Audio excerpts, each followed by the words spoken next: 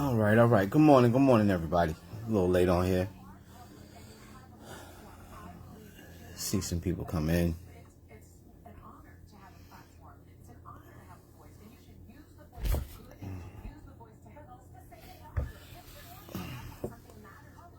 Good morning, everybody. Good morning.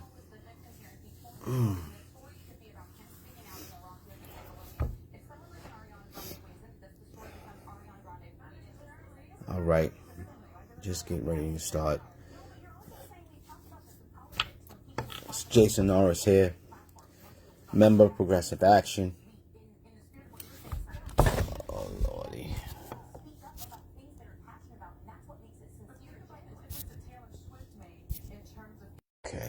Okay. Member of Progressive Action, executive board member, train operator, E-board, B division, A division as well. I've done both. Good morning. All right, first things first. I mentioned yesterday about the memorial for Garrett Goebel. I don't know if I haven't heard any word. I haven't checked this morning yet to see if it's been canceled officially. Sorry. I know his wife would like it to be postponed or canceled for tomorrow, but due to the rain, inclement weather, I believe that's the right thing. You know, if it's going to be heavy rain all day, I don't believe it's not worth it to come out if people are not going to come out, and it's going to do disservice to him, you know. And we don't need this to fall by the wayside. We don't need this to be minimized at all. So if it can, I hope it can be rescheduled. That'd be the best thing, for it to be rescheduled, you know. I think that's the best thing to do. I think it's the right thing to do. And it's also, I mean, I agree with her disposition on it. It is about her husband. So I would try to move for it to be done like that. I hope it's done like that. All right. Well, let's get started. Let's get to the meat and potatoes of this thing. Our safety, your safety, my safety is paramount. It's paramount. I mentioned it yesterday briefly, but I don't think there's going to be a proper response to our safety unless it's in direct connection to an action that one of us has taken. And what I mean by that is if we happen to find ourselves in a situation where we're met with an aggressor and we physically deal with that person, I think then it will be taken seriously. And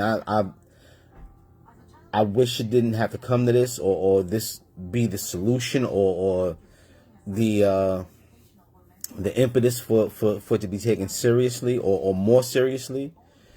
I think the mere actions that have been taken against us, I think that should have been enough.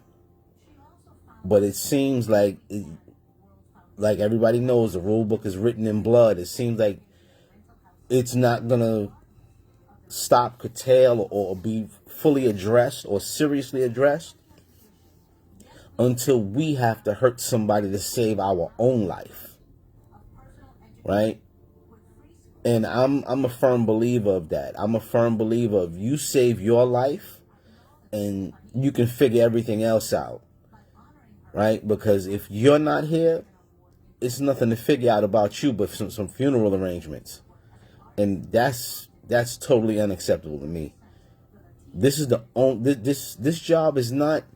I was discussing with this past few days with the membership, and this job is not a job where, like a police officer, a firefighter, a corrections officer, where they leave their home and they discuss with their loved ones, there's a potential of them not coming back. That's not in your mindscape. That's not in your frame of mind where you discussing with your family members that you're a transit worker and there's a possibility of you not coming back home. That's not in the framework. That's not a discussion that we have or that we look to have, right? That's not something that you tell your spouse or your children or your mother, your father, we don't. That's not in your frame of mind that oh, I needed to prepare my family, that just in case somebody knocks this door, that they can understand that it was part of the job I elected. That's not what we did. We didn't accept this job with an election that our life would be on the line.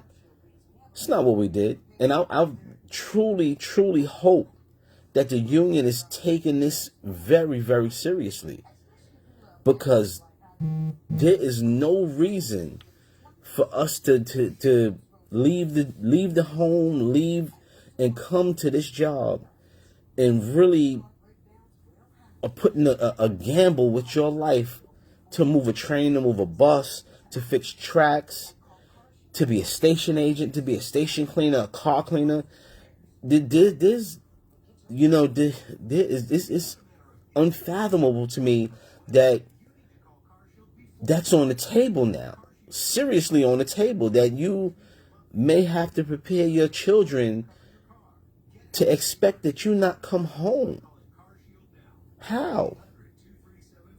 How is that possible? How is that part of the equation, that you may have to possibly prepare your children and your family and your loved ones for you not to return home? You didn't elect that. You're not a law enforcement officer. You're not in a position where you're making a decision to trade your life to save other lives, like firefighters. The firefighters know that when they run into a burning building or a building that there's a possibility that they don't come out. But that's a decision that they made accepting the job. We didn't make that decision accepting this job. That was never part of the equation, right? That's not something we made the decision on. We didn't choose to do this job and know that, all right, there's a possibility of me losing my life doing this job, moving the trains back and forth. I'm on the platform and I can be clobbered over the head, or damn near have my head severed and cut off for service. Seriously, this for service? That's an option, or that's something that can be possible? That doesn't sit well with me, and it shouldn't sit well with you guys. It should not sit well with anybody that you have to worry about how the condition you have to come back home, or you might not come back home. Why is that a possibility? Why is it a possibility?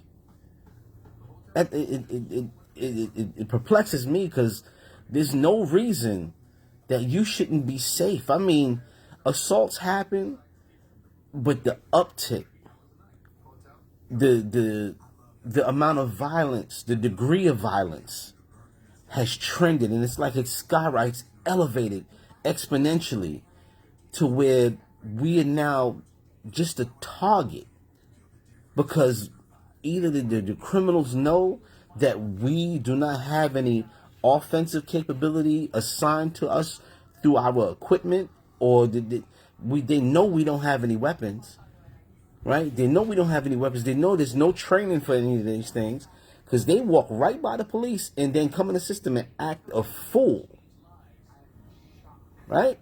This is what we go through all the time. All the time. Now, one thing I would like from the police department is to position the assets properly. The crime stats, the trends, the statistics will tell you exactly where you need to patrol, where you need to be. And as train crews, people who do car cleaning, station agents, bus operators, we all know where things are going to go down. We know, because we on these routes day in and day out. We know, as a bus operator, you know, from a certain point, from this street to this next street, for these certain amount of stops, this is where it gets hectic. Train operators, train crews, train conductors, we know from this point to this point is where it gets crazy. We know that. But it's not just in the hood. It's not just in the hood. I work the queue. And from Prince to 14th to 30, not from Prince to 34th on the local side, those local stations, you got people, it's like an open air drug market. And that's on the Broadway line, open air drug market. And as you bringing the train through, these people are looking at you like you rolling through their living room unannounced. It's crazy. It's crazy. It boggles me. I don't understand it. You come here. The first time in my life, I grew up I'm a child of the 80s, and I grew up, I've never witnessed anybody actively smoking crack or shooting heroin. I've come to this job, and it's the first things I experience. The first thing I experienced. Back in those days, drug users were never open there. They were looking for holes to hide in and do the drugs. Now, it's like it's front row center. It's like a tutorial. Like it's a YouTube tutorial on the platform to try to show you how to smoke crack or shoot heroin. What's going on? What's going on? This is ridiculous. This means, and like yesterday I described, our environment is constantly deteriorating. The work environment is constantly deteriorating. I got people coming to me, seeking me out, calling me. Oh, you see where they put the National Guard? I knew where they were going to put the National Guard as soon as they announced it. They're going to put them around railroad connections to us because they're protecting the money. Most of the money is going to move out to the suburbs. So they want to make sure that when the money is moving around, it's moving around safely and they can get to the railroad safely because that railroad infrastructure is shared. So they don't want nothing to happen to that. That railroad, all those connections are shared. LIRR, Metro North, Amtrak, Conrail, they all share a lot of the same rails in certain instances where it's a communal property for them. So I knew where they were going to send them. And then, 2 days ago, what's up, Mr. Henry? 2 days ago, I'm getting calls from Queens. Oh, you see they had 179, they had 179. I asked the people, do you know what's upstairs at 179? And they went blank. I said, go up on 179, where everybody goes to get their lunch, and go on that side of the street and look across. And you see it in big bold letters, Jamaica Estates. When you get past them gates, you got millionaires living back there. That's why the National Guard is there. They're there to protect the money, the interest of the money. That's what they're there to protect. That's what it is. That's why the police response is there at 179, because they don't know if somebody from that community is in danger or not, but they must respond.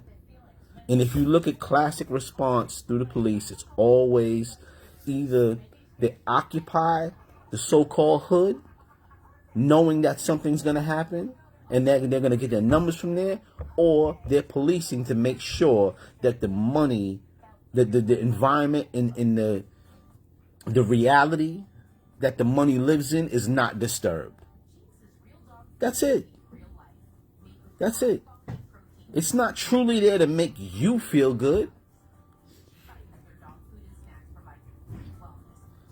Absolutely, they Metro North and LIRR they carry the money to people to and from the centers where the money is made. The people who truly live in the 5 boroughs, classically, are the workforce that helps the money to be made. But they're not the people who make the decisions. Oh, of course, Jamaica Estates people don't know. Most of those people in Jamaica Estates don't take the train. They don't take the train. They drive to the LIRR, the Metro North. The LIRR because they're in Queens. But they really don't take the F train. And if they do, they're on that train from rush hour to rush hour. That's when they're on the train. They're not on that train late night, coming up those stairs 11, 12 o'clock at night. They're not there. We don't know that. You can see the demographic of that train change drastically after 10 o'clock.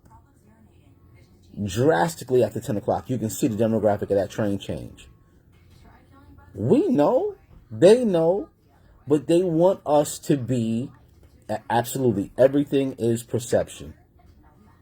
If it's perceived as a show of force, they're hoping some people would take it and go, yeah, champion it. Yeah, they're doing a great job.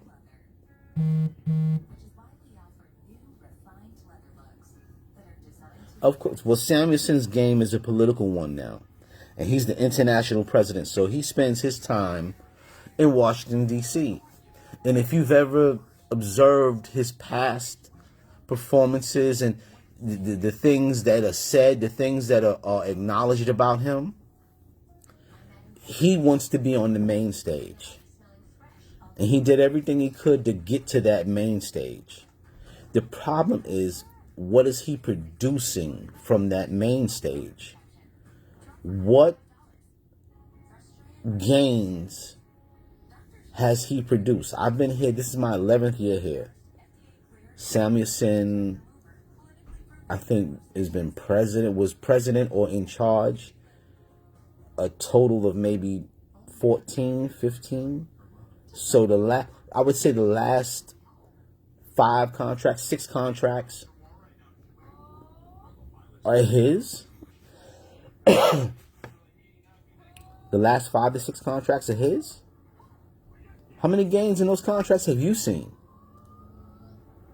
I've seen the stripping down, the dressing down of us. I've seen us every contract with more losses than gains. And now that I've become an E-board member and I sit in the room and I hear the consensus is, look at what we kept. Everything is, look at what we kept. Look at what we retained. Look at what we retained. It's good that we retain those things, but that is not enough. You correct. Samuelson he's not a national player, but he fancies himself as one. He wants to be on that main. He wants to be there. That's his whole thing. His whole thing is to be recognized and be on the stage and be out there. He wants to be that person. Sometimes you got to admit who you are and what load you can pull. If you can't pull that load, you need to find help. And let me get back. Our contracts, we haven't gained. We have only retained. That's not good for a union. Unions don't prosper with retaining. They prosper from gaining. And correct me if I'm wrong, but we have never, since I've been here, we have never met the rate of inflation. We've never met that rate of inflation. We've never exceeded it. We've never gone up to it. We've never met it. And we go up in salary incrementally, but the cost of goods and everything else has gone up exponentially. So if we're trending up, but everything is rocketing up, how are we going to stay in league with it? How are we going to stay in step with it? Of course, Sam. It's not. It's. I hate to use this word, but it's more nefarious than that. To me, it just skews as self-serving. And I in my heart of hearts, I hope and pray that it's not, that it's self-serving, because that's so disingenuous to the membership that you're only there for yourself. Good morning, Mr. Chico. Mr. Outlaw, you're right. You're right. But it's and you're right again. The rules are meant to be broken when it comes to safety. And I'm going to touch on a point that after Mr. Scott was slashed, there was a safety stand down, and there were complaints that union members were hesitant and reluctant to participate. Some of those members have reached out to me directly, some of them through others. And the consensus is there's like a no confidence vote, that they don't believe that the union can protect them if something adverse was to come from that. I think that's a damning thing for the union to be in that position, that the membership doesn't trust that the union has their best interests at heart. Because I've worked for a few other unions before, and when the union was called, it was normally to get people back to work. They'd already started an action. They had already started a response without any push from the union. The union was called to pull them back. And I think that's what we need here. We need enough confidence in us to put the union in a position to where they have to work harder for us, for our gains, for our safety, everything. And we should be in a position to where the union is called to pull us back, because they don't even know that they're not cognitive that we have already started, that we've already responded to something adverse. But that can only happen is if positive things are being channeled down from the union to where people feel that, you know what, I can disagree with how things are going currently, and my union has my back 100,000%. We need that. We need that kind of culture here. We need that culture. Well, it reminded me of when he was running in 2016, and he told the Second Amendment. Absolutely. Absolutely, Antoine. People are working overtime and penalty jobs because our regular 40 is not enough. Now, people will tell you, oh, you guys get paid a hell of a lot, you get paid. But if you look at the numbers, it's about $180,000 to comfortably live in this city with a family of four, between 4 and 5. $180,000 to live comfortably. That means both parents have to work. Even if they're both parents in the home. Now, if you're in a single family home, that means the other contributing parent now has to be in lockstep, in agreement. But that doesn't mean that the other person is making that kind of money as well. Because if you, as a train operator, if you're doing just 40, you're at 89. You need the other person to make 100,000, right? What are you going to do? And how much overtime do you work? And how much time are you away from your family? That's the balancing act.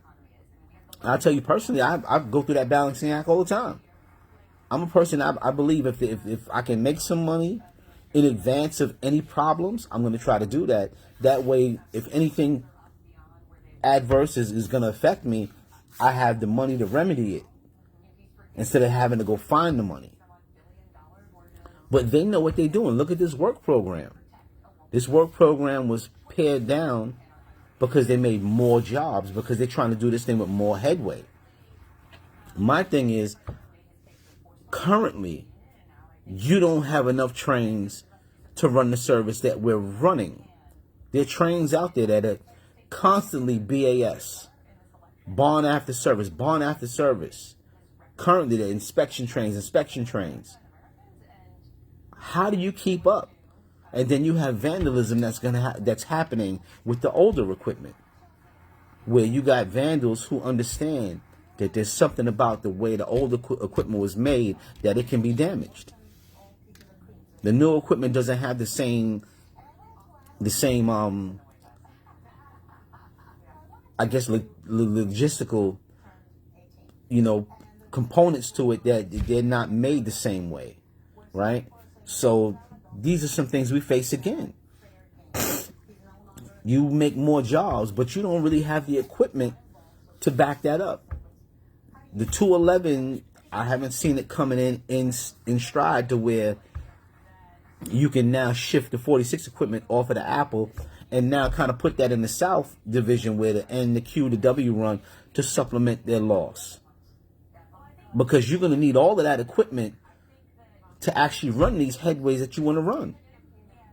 And I'm just throwing it out there. There's certain points in the system. If you're running 8-minute headways, 6-minute headways on the Broadway corridor. That means there's a train every almost a minute and a half, 2 minutes at every stop.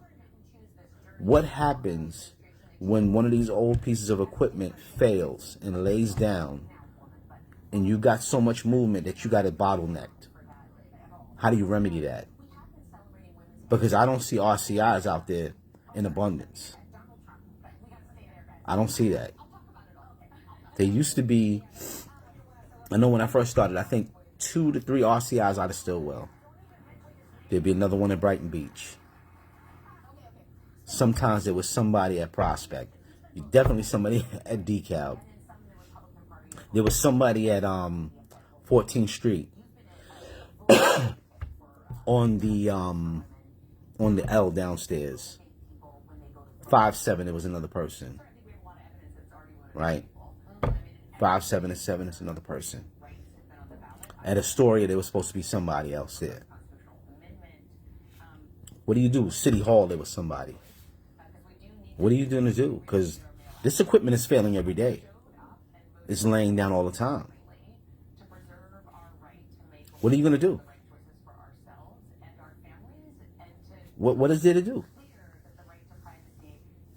And not only what is it to do, where the answers should be coming from the union, and right now we're not hearing anything. Why? Why or when? When are we going to hear something, and how is it going to be heard? That we haven't heard anything from the union, right? They've been silent. I know it was lobby day this week. I know they were uptown. They were upstate. Upstate for 3 days or so, but this has been an ongoing problem. And excuse me, the change in headways is something that they've been known for about a year. So when is this going to come about? When is this? When is the curtain going to be pulled back? I have my suspicions. I have my suspicions that if they're not in bed, they're sitting on the nightstand. They're in the same room. They're in the same room. That's for sure. They're in the same room. Yeah, the new I hear it. I hear it, Javon. I hear it. I hear the 160s are failing. I hear them the other day. Somebody came out of Stillwell and the train died on them. First stop out at Westgate, the train died. I hear it and I see it. My thing is what is going to give the confidence that this is going to be fruitful or successful? How is it going to be successful? Because, you know, if this happens too often on the line, most of the customers who are regulars, this is what they do every day. Who are they going to take their anger out on? That's the crews again. That's the crews again.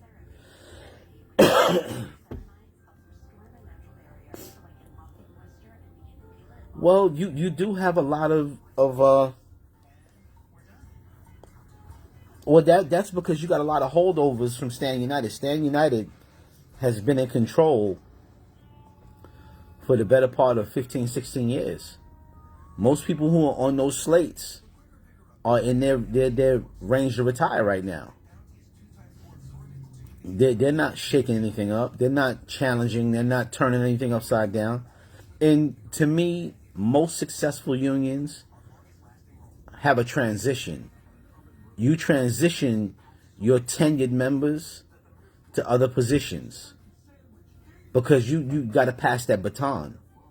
What happens if you don't pass that? But you lose. And if you lose for 1 or 2 cycles, that can go on for maybe a 5-cycle run.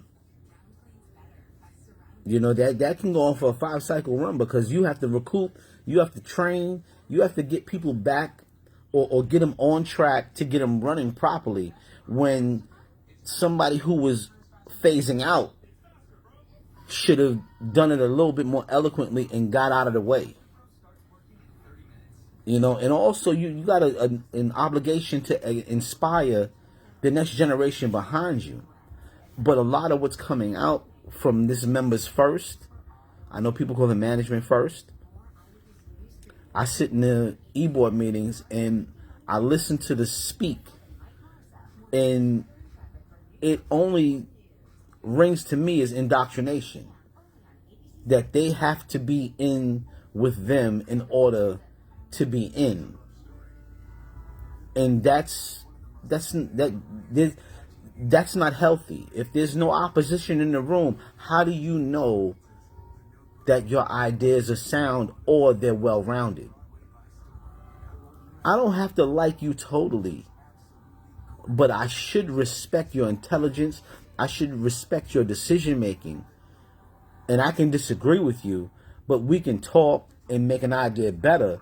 And I have no problem giving you the credit or you receiving the credit. There's nothing wrong with that.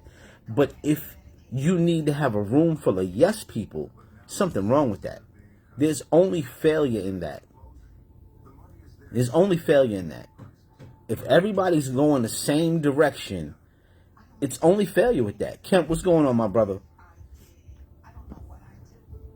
Yeah, it's only failure with that. There's nothing fruitful to come out of that if everybody's on this. Everybody should be on the same page when it comes to information. But the decision is not to be something that's homogenous. There should be some looking to the left, looking to the right, looking up and down. We all cannot look in the same direction because you can't see everything that way. And that's the problem sometimes, is that there's no difference of opinion naturally. People get in and they get stuck and hung up on this notion of being released, and that's what I work for. No, when you get elected, you're working for the membership. You're not working for your release time. If you are true and sound and people respect you and respect your work, you don't have to be released. It doesn't matter. People are going to seek you out and try to find you for your opinion and your guidance. I'm not released. I've never asked for release. You know, I always make it the running joke. If you want to find me, I'm right next to the refrigerator at Stillwell where the countertop is at. And it's become such a running joke at Stillwell that when I'm on vacation, people automatically look at that corner and go, damn, where's Jason? Jason ain't here today? Like, I ain't seen him all day. Normally, they know I'm either there or I'm at that bench. If I'm having lunch and eating, I'm sitting at the bench. But I always make myself available. I make my presence known. And I think more of you guys out there who are growing and moving and getting bigger, make your presence known. You don't need the union to be somebody. You don't. But if the more of us, who become bigger, who become people who have interest, the union must pay attention to you. Why do you think Trammell lives rent-free in their mind? I mean, absolutely rent-free. He's got a mansion in their mind. It's so much space taken up. Because he got to a point where the action and the work spoke volumes and it had to be paid attention to. Grow yourself. Grow yourself. There's plenty of people I know. I see them out there and I speak with them. I'm not going to mention their names because some of them have been elected to be public. But they are wealth springs of information and guidance. And most of them will tell you that they became like that because they didn't get the proper guidance from the union. So they had to do it on their own. They felt that they weren't handled properly by the union, so they had to do it on their own. But this is where the people are at right now.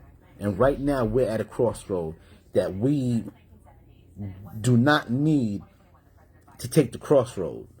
We need to eliminate that and make the whole thing the path. It's not, we can no longer choose left and right. We have to mow all of it down. We have to mow it all down. It has to be what our will wants. It cannot be what the politicians, management, union. It truly has to be what we, the people, want. Because when you hear them talking about safety in the system, they always mention the passengers first.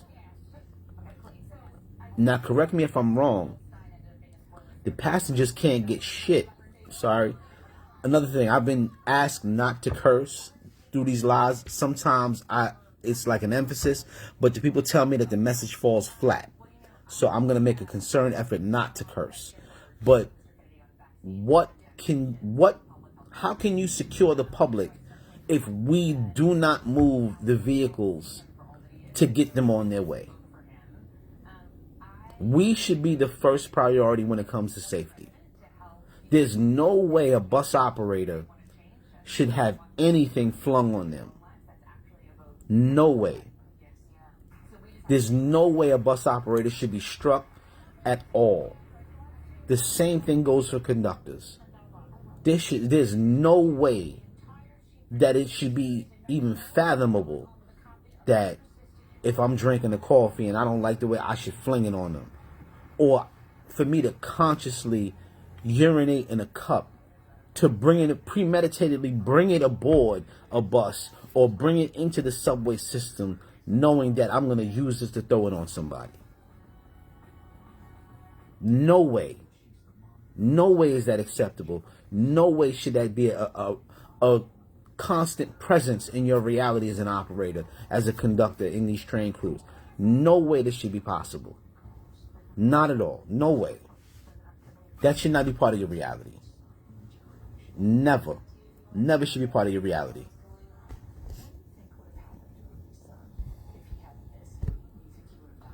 Anybody got any questions right now? But that should not be the reality that we work in and exist in. Should not. It should not. But I went to the train operator meeting this past Wednesday, and we've got a lot of people asking for the presence of the union out in the field. I'm not certain what that presence will resolve. I'm not certain what that presence will bring. I myself, I really don't complain about the presence of the union being in the field. I want the presence or I want them. I don't need to see you. I need for your word in your fight to live in the superintendent's office.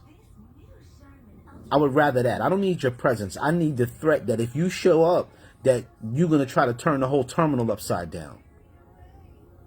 That's what I need your presence for. I need when you show up, they want to run out. That's effective presence. That's effective presence. That if you're called down, that it's going to be chaos because you had to be called down here. That's what I feel is effective. I don't need you taking pictures. I don't need you.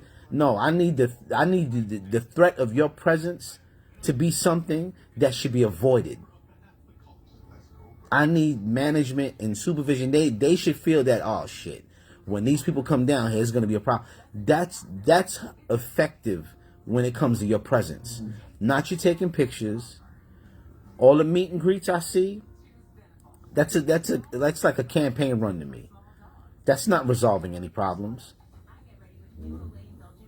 I hate to be the bearer of bad news, but that if anybody of sound intelligence can see right through that, that's just a campaign move. That's all that is. You want to meet and greet, and that's just a campaign move.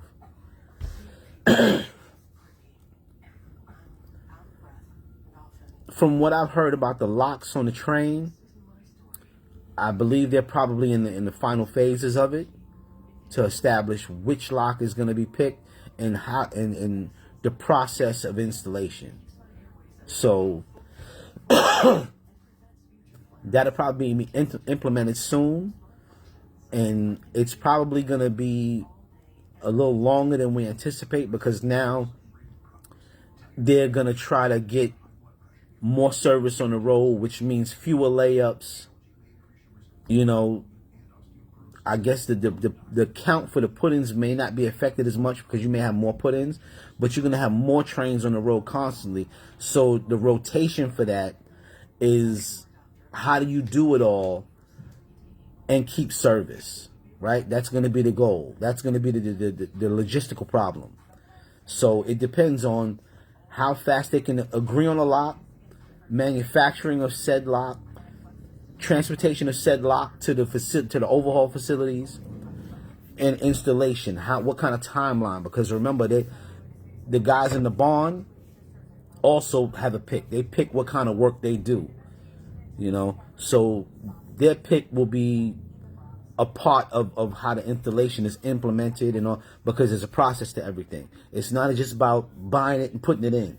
The same way we're on the road and we have a pick twice a year and we pick what kind of work and all of that, they have the same influx of work. They have the same contractual obligations to the company that has for them to pick.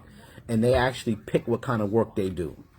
So if that is only going to say that installation run and their pick is 6 months, and that installation run is slated to run for 3 months or 4 months, the other 2 months, what are they doing? They're going to be shifting around. All of those things have to be hashed out as to what's going to happen.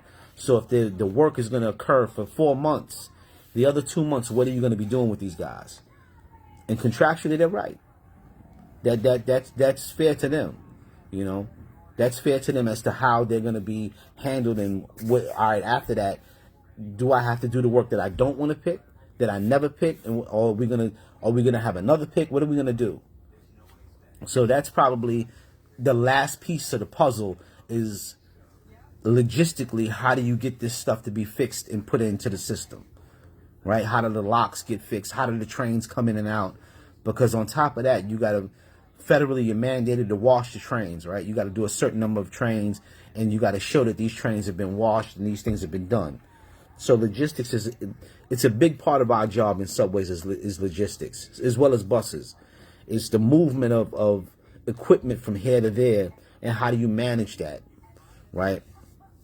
So those are the things that they have to deal with. It's just that we have to be on top of them as to how they progress. Because I'm getting tired of hearing trains getting stopped. Check for this, check for this. There's somebody in the back. There's a report. They're surfing. They check for this. There's a window kicked out. It's and once the kids figured out that we were having trains fixed on the stand, they started breaking the picture glass, knowing that there is no fix for that on the stand. It has to come out of service.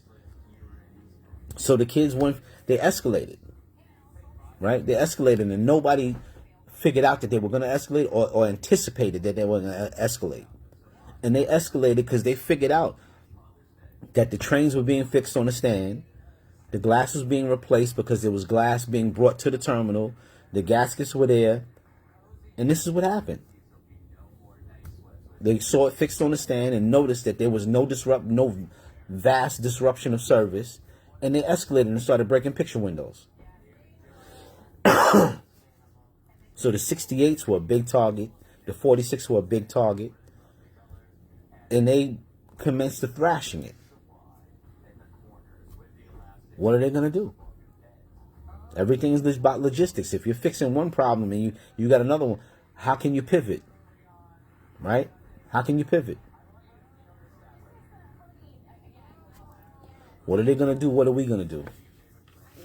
I tell you what we should do is we should band together and really be the union that we're supposed to be. If you don't like the administration, that's one thing. You don't have to like, but come together for yourselves. You are the union. Come together for yourselves. You are the union. If you elect somebody and they're not doing the job that you elected them to do, vote them out. Vote them out. You exercise your rights and your responsibilities in your personal life when you go to the polls. Do the same thing for your job. And I think in many ways, doing it for your job is a little bit more important than doing it as your civic duty. They're both important, but this one, when you're voting for, directly affects your pockets. It directly affects your health care. It directly affects your comfortability on the job. And it has shown in the past decade, since I've been here, the escalation of violence in the system has not trended down. It has only gone up. It has only gone up. Before, it used to just maybe EDPs, violence, like repeat people who are always in the system causing chaos, and EDPs, homeless acting out because they were told to detrain, things like that. Now, it seems like it's just like this the testing ground or the proving ground for criminals. This is where you come to perfect your art, because they're not protecting these people anyway. So whatever you do, you can do it down here. Perfect your art and then take it up on the street level. You talking about Mr. Critchlow. Why hasn't he talked about? Because he is directly responsible. Jano Lieber and Rich Davey are new to this. Demetrius Critchlow has been here for the duration of this. He's been here for a long time. Right?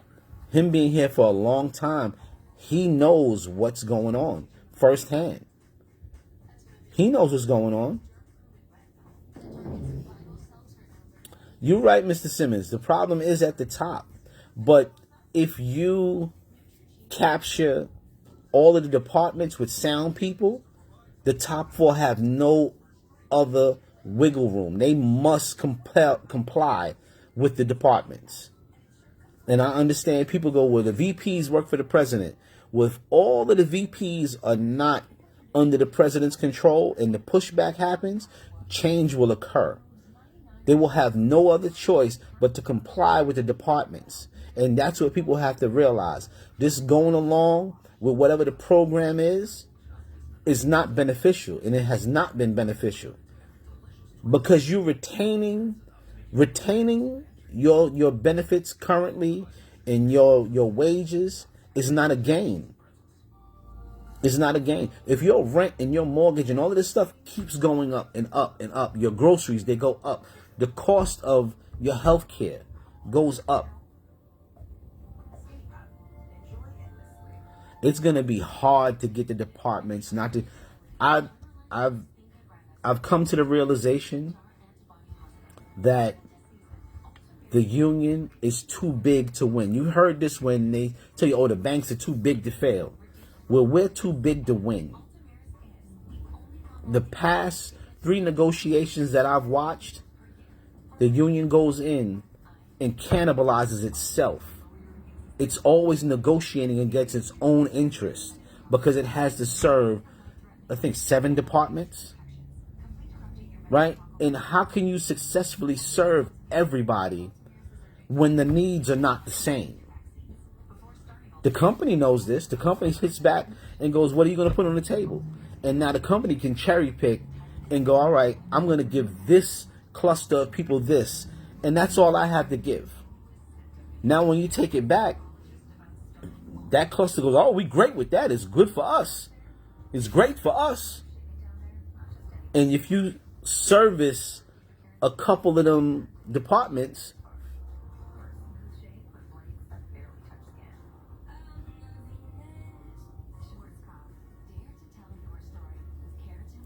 you're right. You're right. It's a lot of going along. It's a lot of subversion. But the union, I believe, we should be broken up into Local 100A, Local 100B, Local 100C, and separate these contracts. Separate these contracts. The whole administration, it is. And I can tell you from firsthand, the majority of them want to be corrupt in peace. Please leave me alone and let me be corrupt. I'll retire soon, please. I just want to finish, getting what I want to get without servicing you. But please let me finish doing what I got to do, and I'll leave it alone, and you can be the next thief. That's really what it is. It's either we got somebody who is going to stand firm and fight for everybody and get the needs of the departments met, or we're going to have this piecemeal to where we're always looking around at each other fighting because we want to try to figure out, well, how did you get this and I couldn't get that? That's the problem. That's the problem, is that there's always an inequity. Why? There should be no inequities. When it comes to monetary value, if we're all not satisfied across the board, we should go back to the drawing board. I'll tell you, when I sat in this last contract negotiation, I sat in that room and I'm sitting there and Michael Taylor's behind me to my left. I felt a tap on my shoulder halfway through the presentation and I turned around and Mike looked at me, he said, yo, where's the money? And I told him I'm waiting for the same thing. I found it funny. Normally, whatever's great is presented first. Money was dead last. And when they brought money up, I turned around. Mike looked green. He looked sick. He looked sick. I mean, he looked green in the face when he heard what the money was. And the first thing he said out of his mouth, he said, I can't vote for this. The people asked me to vote for money. And if it ain't here, I'm not going to vote for it. And he looked sick in the face. He looked green. I'm telling you, he looked sick. Like this, like you could see he was so deflated and sick looking. Like I sat through all of this for this. And I had the same, but I fully expected that. Because everything was so fast-tracked. It seemed like this was just waiting around for them to figure out how they were going to sell it. That's what it felt like to me. It felt like this was waiting for it to be sold. Like they were detailing the car before they brought it out. And that's what it felt like. It felt like that. It was. Unfortunately, Giassi was on vacation. He wasn't even there to vote. And I would have loved to see his response in the room, because when he came back, he was like, what is this? Like, what is this? Because if you talk to those two gentlemen, when we voting on other contracts for school buses and stuff, I got to give it to big up to Gus McGravy. Since I've been on the e-board, the contracts that I've seen come across, it's like Gus is bringing a shotgun to the table. The next e-board meeting, since this was lobby day, maybe next week. I guess this is going to be a brag about the results or the impact lobby day had. So I'm gathering maybe next week. But I get back, Gus McGravy, every contract that he's brought for this cycle has been a clear gain for the people he's working for. I got to give it to him. The contracts that he's been bringing across for his people have been windfalls for them to build on to get bigger and better contracts in the future. I haven't seen a loss, and we twist and turn and looked and analyzed, and we try to figure out where the double dip is going to come from, whether or not the people are going to get swindled or whatever. We analyze it, because when we see the raises that they get coming through based upon their salaries, the first thing we're asking is, what is their health care going to cost? Because that's normally how you take the money back, right? If I give you $5, but I raise your health care costs by $2.50, you didn't get a $5 raise. So we constantly are looking at those things, and we're sure that no, that's not how it works. Their cost and all of that, their health care may not be as comprehensive as ours. But in terms of value and money, they're getting value and money. That's the question I ask all the time. Why is he successful, and why are we not? Because, to tell you the truth, today, not even today, before this contract, as a train operator, and Mr. Simmons, we've discussed this previously, I am worth $50 an hour before this contract. At the end of this contract, I should have been closer to $60 an hour.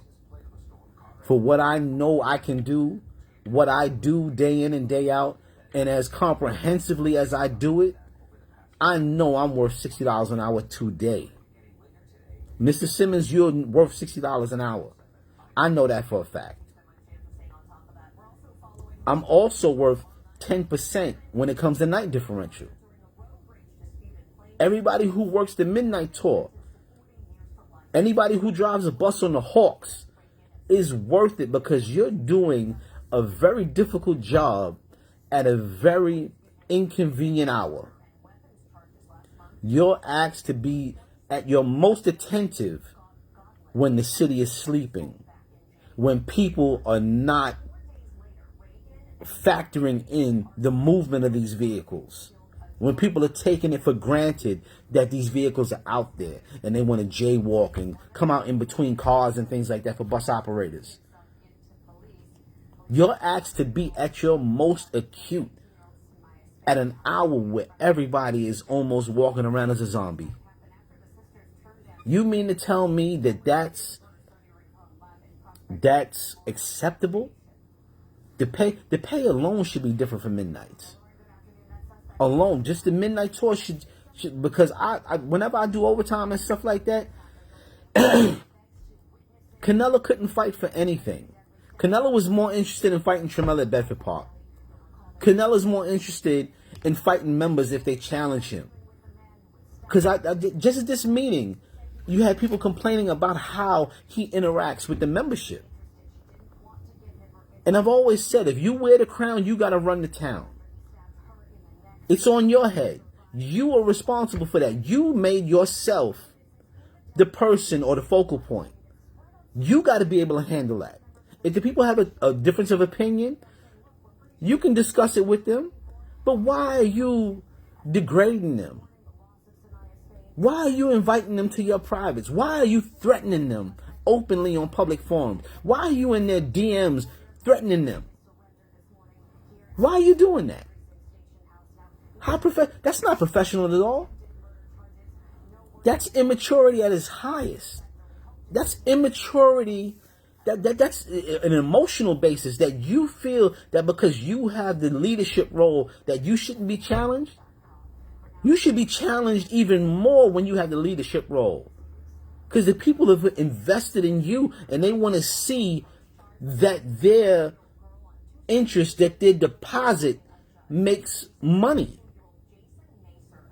You are obligated to show them more. Why not? That's the truth. Why conductors making less than station agents?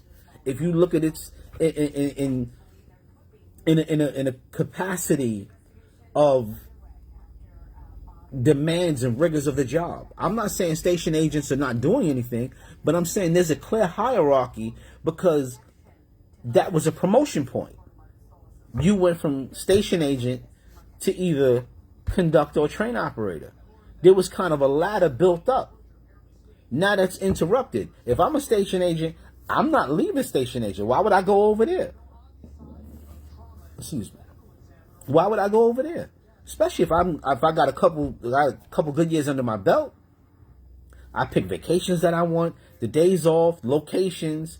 I'm gonna give all of that up to make less money as a promotion, to go to conductor. Because most people go from station agent, they go to conductor. Because there's a lot of horror stories associated with train operators. It's a lot of responsibility. And sometimes people want to get to something that's firm and solid before they actually go to the main stage and go to the front of the train. That's the problem. If RTO is a promotional position, how is that lost? And not only that, as a station agent, you were conned. Here's $1 for your safety. Because now I have the ability to say, well, I need you to patrol the station. Before, you were in your booth, and that's when you were in the confines of that booth. And if you had to go out, what time you went out, and you had to go out, you came back. Now they want to eliminate the booth, or they want to eliminate the total use of the booth. They want to get it to where they can have you out and have you outside of the booth, right? And you'll be giving out information. This past Wednesday, when I went to the E-board meet, the TL meeting, the station agent was outside of the booth because they lost the pneumatic power for the switches in the stop arms. So the station agent had to come outside of the booth. What happens if somebody is so incited or enraged that they do something to this person? What happens now?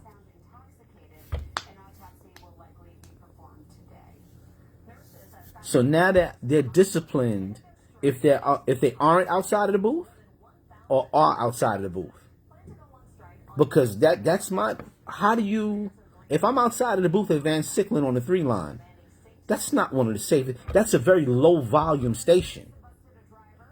So if I'm a criminal looking to do something, if I say, oh, I can knock this person over the head. And if it's a woman, more than likely she's got her purse or her belongings with money on her. So I may be able to do something to her and rob her. So if they're in the booth too long, they're disciplined. So they must make a round. Most women are going to have their money and their belongings on them. And they don't carry it like a man would carry his wallet. There's more to it. So I'm being put in the line of fire.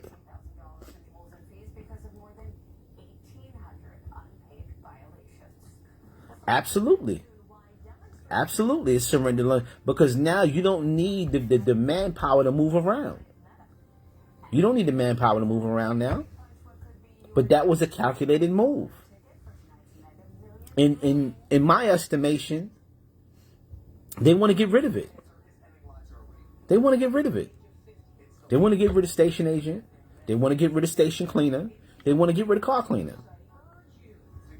They're looking at it now.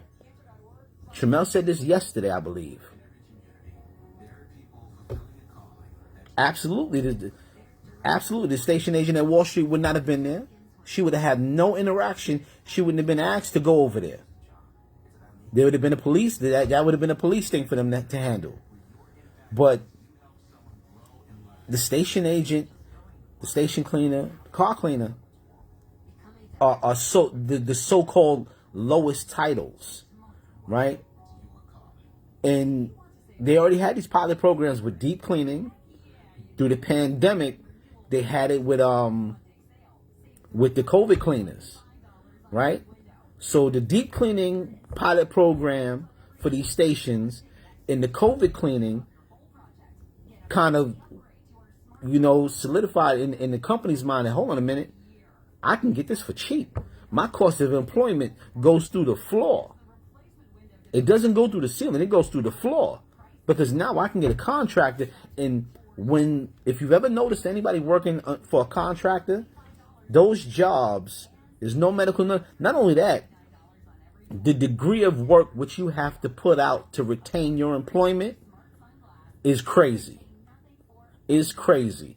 It seems like if you're not breathing heavy or looking labored, you can get released.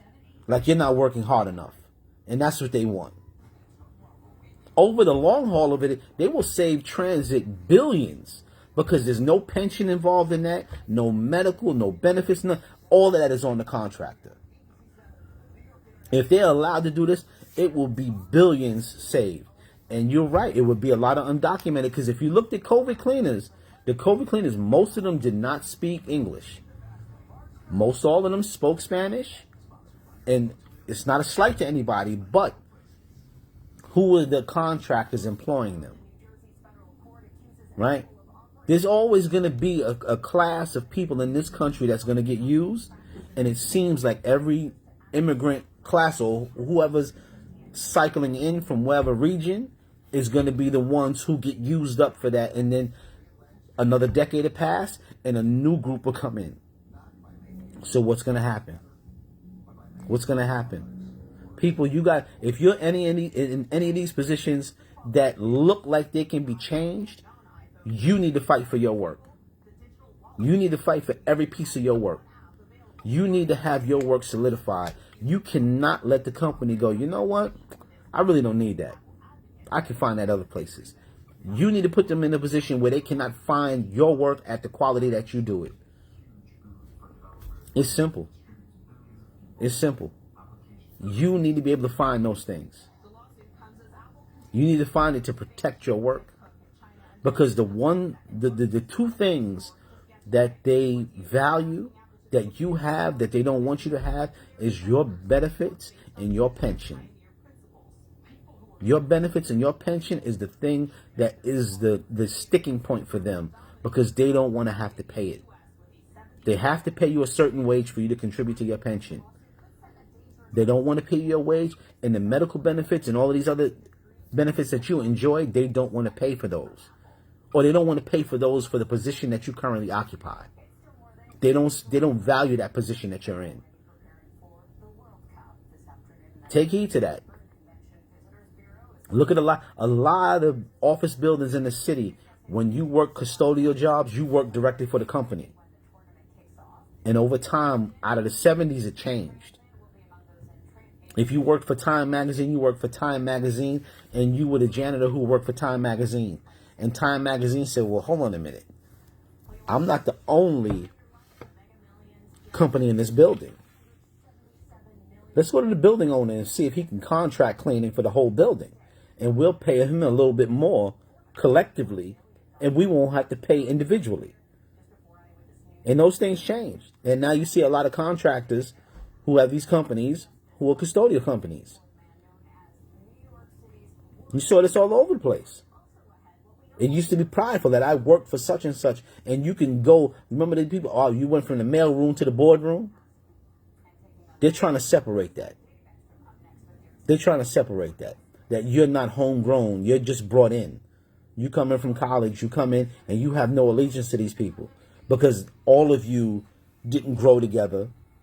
You didn't associate, and people didn't see you flourish and blossom. No, you came from the outside in. And you're here to do a job, get the job done. I don't care who you have to step on to do it. That's what the mentality, that's what the environment is.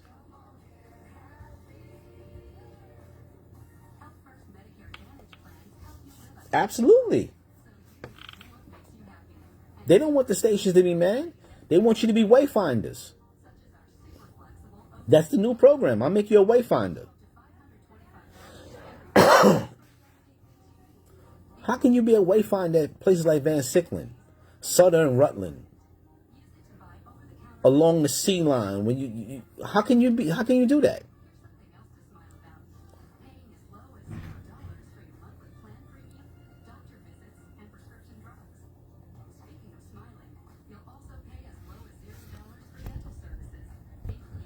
That's the safety sensitive alone is what should separate.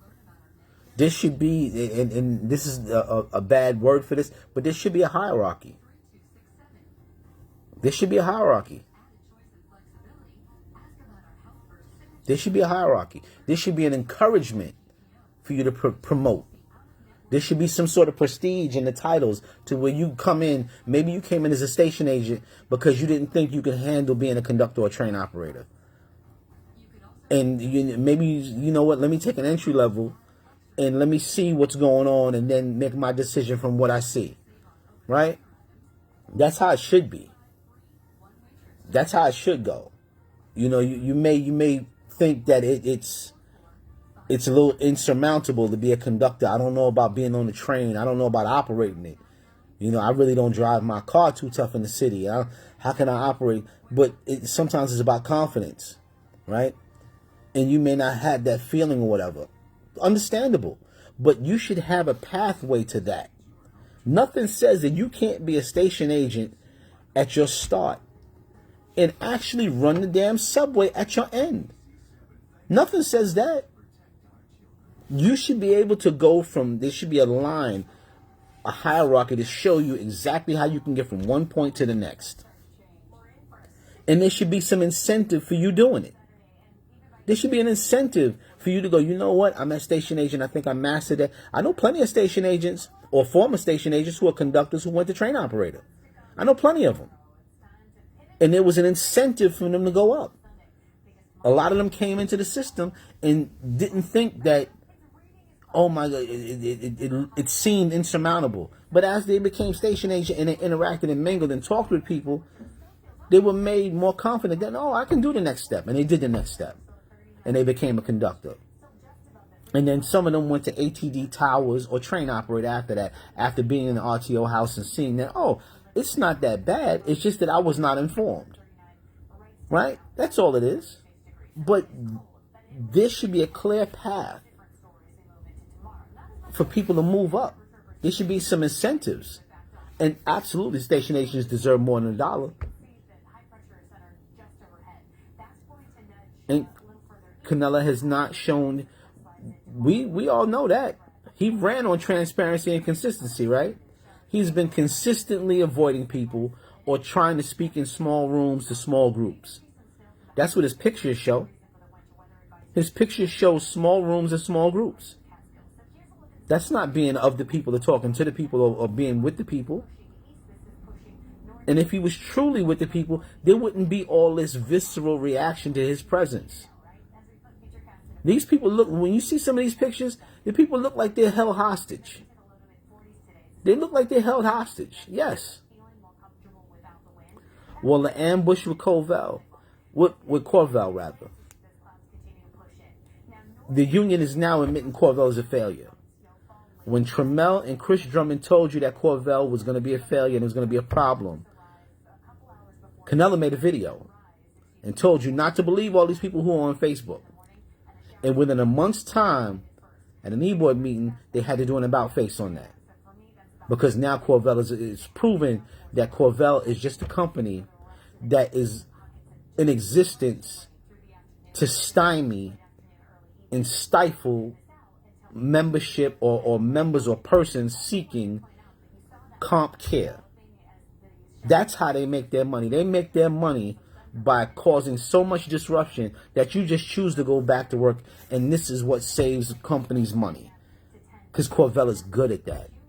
Corvell overestimates the doctors that they have. And when you contact the doctor, we're not taking patients or we're not working with Corvell. Because obviously Corvell is probably robbing them as well. They're probably, if they can mess up the whole system, then they can, get people back to work, because people are either going to go out fully and just be destitute until they get paid and they go to comp court, or they're going to go back to work. But either option and the other option fares far better. That we frustrate you back to work and we starve you back to work. And if you go out again off the same injury, all right, cool. You're only going to go out for a few days. You're going to go out for a short while and you'll be back. But what you're doing when you do that is you're not giving your time to heal properly. You're giving yourself time to heal properly. You never will heal properly. And that injury that you have will get worse and worse, and it will deteriorate. Because you're not getting the comprehensive care that you need to get you back in a healthy state. That's on purpose. That's on purpose. That's their end goal. Is whatever cost savings the company gets turns out to be their profit. Corvell wins no matter what. And if the company says, oh, we got to get rid of Corvell, all right, we go to the next one. We go to the next victim. Corvell's like a grifter. They go from town to town and they strip whatever they can and they go on.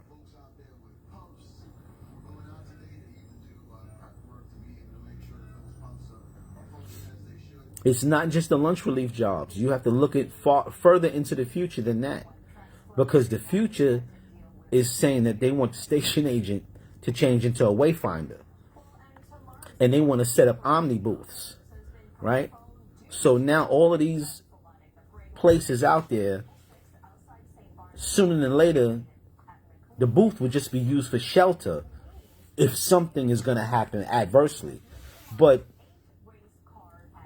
I don't think anybody who's going to do you harm is going to tap you on the shoulder and announce to you, listen, I'm about to knock you over the head. Or like, how do you discern who or what is going to do something to you and whether or not you have access to that booth from that point? You should be in the booth, period. Especially at these other stations. Atlantic Terminal is a big. You can make. That's what I'm saying. If you can make it to the booth, that's why you should just be in the booth, and you should be able to. Because if you look at these stations on the 3 line, you look at the stations on the C, where they did. You come right into the station, you got to pass the booth. The booth should be there, and that person should be safe. I don't see bank tellers just open there for you to be able to smack the shit out of them, to be able to smack them. I don't see that. Even if the teller is exposed and there's no glass or there's open air, that counter, if you're not looking at from your perception, that counter is about 4 feet separating you and the teller. That's on purpose. That people started feeling a way about having to deal with their money through the plexiglass. So the banks changed it. But if you notice in the bank, there's a counter in front of you where you can write on. That counter is a certain measurement.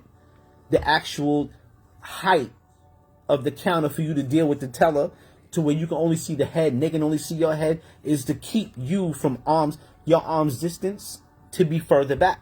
It's all on purpose. It's all been calculated. It's on purpose. So now it's at least 4 feet to 5 feet between you and the teller. But it's not cognitive. It's not cognitive. But security can't stop you from jumping over the counter to get. So they try to impede you enough that you don't even realize how far away that teller is, or their ability to push back from that counter to move away from you. You don't realize how that distance is. The only time you don't have to deal with that distance is if you are affluent enough to have private banking. So you go in the bank. You go in the back, rather. And you do your transactions. That's what they do. But if you look at how these things are rolled out, that's how they're rolled out. They try not to get you to be cognitive of the changes. Well, in our system, you are definitely cognitive of the changes because the booth is immortalized. The booth is immortalized. All these old pictures will show you the booth. When we had the propeller style turnstiles and all of that stuff, the booth was always the same. It's just been modernized. But the booth has always been there. That's indelible. That is always there. That is always there. So this is something that these are the things that we have to look at. And we got a voting cycle coming up. Stop voting with your heart and vote with your wallet. Stop voting with your heart and vote with your mind. Vote with your mind and vote with your wallet. Just because you like somebody doesn't mean they're going to be beneficial to you. If you like them, find out why you like them. Find out what you like them. Thank you, Mrs. Simmons. Find out why you like them. Find out if they're accessible. Find out if they act the way when you call them. If you are inconvenienced. Find out if they feel inconvenienced about your call. Find that out. If you feel that they're inconvenienced about your call or they're dismissive, they ass gotta go. Get rid of them. Get rid of them. Now, I do believe that we need more slots. Absolutely, you want a fighter. Absolutely, you want a fighter. And you want a gang of them. You want a gang of them. You want them to be an army up there, and you want everywhere to go. You want the ground to shake. You know what I mean? Like when you watch these movies, you want when the army moves, they drink a river dry. You want that. You want that kind of movement. You want when the army is marching that the people think there's an earthquake coming. You want that presence. What we also need is we need the proper release spots to actually man the system for us.